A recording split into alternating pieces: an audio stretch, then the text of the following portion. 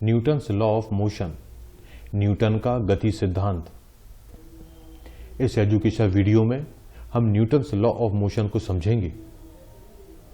Newton ने relationship दी कि यदि किसी बॉडी में फोर्स एक्ट कर रहा है तो उस फोर्स के कारण बॉडी में कितना डिस्प्लेसमेंट होगा और किस डायरेक्शन में डिस्प्लेसमेंट होगा और किस तरह के चेंजेस होंगे।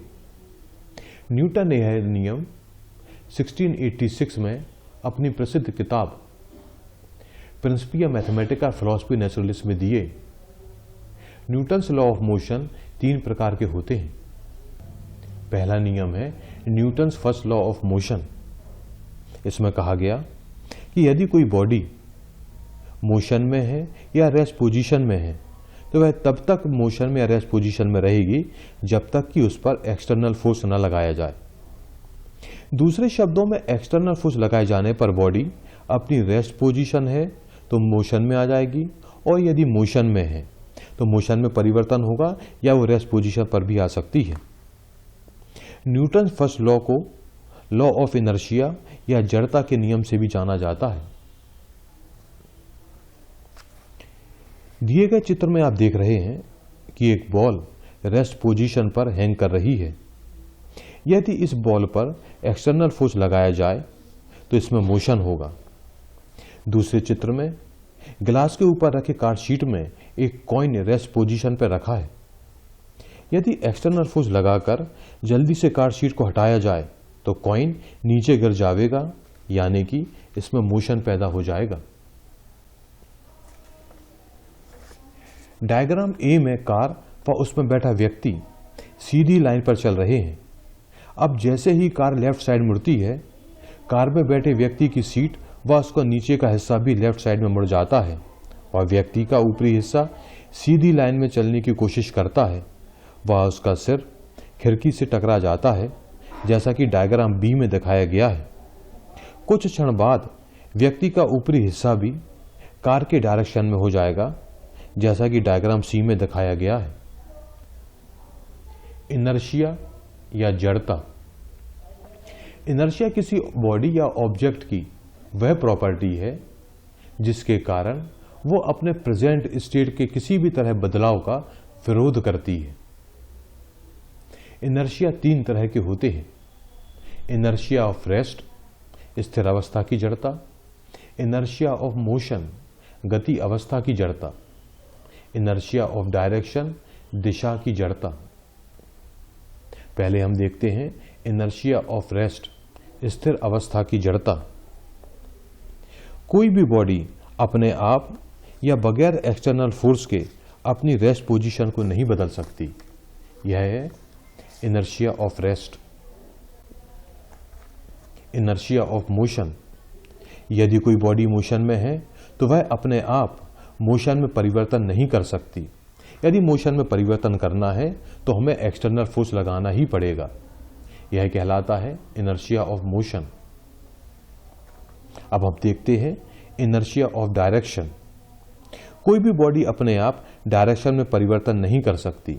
यदि डायरेक्शन में भी परिवर्तन करना हो तो एक्सटर्नल फोर्स बॉडी पर लगाना ही पड़ेगा। Newton's second law of motion. Newton second law के अनुसार change in momentum is directly proportional to the applied force. किसी बॉडी में जितना एक्सटर्नल फोर्स लगाया जाएगा उसमें उतना मोमेंटम में परिवर्तन होगा। मोमेंटम में चेंज फोर्स के डायरेक्शन में होगा। इसका यह मतलब हुआ कि force is directly proportional to rate of change of momentum. Body पर जितना फोर्स लगाया जाएगा उसमें मोमेंटम परिवर्तन की दर, rate of change of momentum, उतना ही ज्यादा होगा। इस चित्र में हम देख रहे हैं कि फोर्स की डायरेक्शन में ही डिस्प्लेसमेंट हो रहा है। इस डायग्राम में हम देख रहे हैं कि यदि ज्यादा फोर्स रहेगा तो एक्सेलरेशन ज्यादा रहेगा और कम फोर्स रहेगा तो बॉडी में एक्सेलरेशन भी कम होगा। दूसरे चित्र में हम देख रहे हैं कि एक बालक हाथी को धक्का देकर खिसकाने की कोशिश कर रहा है, परंतु वह सफल नहीं हो पा रहा है। चूंकि हाथी का मांस अधिक है, अतः उस व्यक्ति को डिस्प्लेस करने के लिए अधिक फोर्स की आवश्यकता होगी जो कि बालक नहीं लगा पा रहा है, जिस कारण से हाथी डिस्प्लेस नहीं हो रहा।